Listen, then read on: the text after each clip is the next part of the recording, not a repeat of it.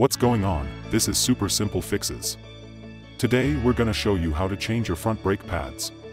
If you already know how to take a tire off the car, you can fast forward to the 1-minute mark.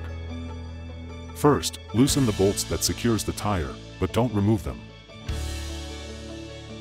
Then jack up the car at the appropriate jacking point. Check your owner's manual if you're not sure where it is. The car needs to be high enough to put a jack stand under it. Also consider chalking the other tires to improve safety. The jack stand should be placed under a secure structural point.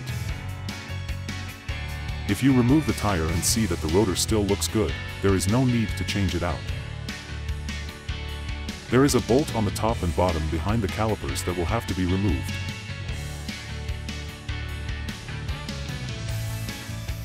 Once the caliper is off, you can remove the old brake pads.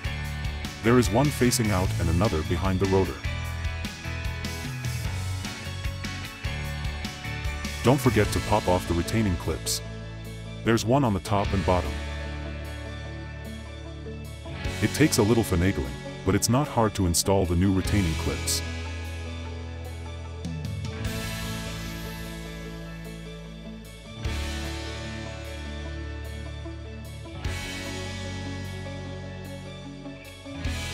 Now you can slide on the new brake pads on each side of the rotor.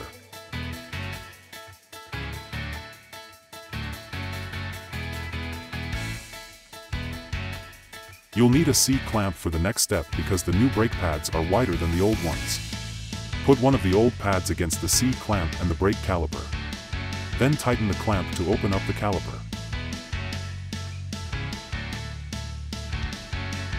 Once it's wide enough, you can put the caliper over the brake pads.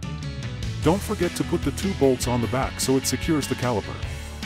And that's pretty much it. You can slap the tire back on and move on to the other tire. Let us know if you have any questions below.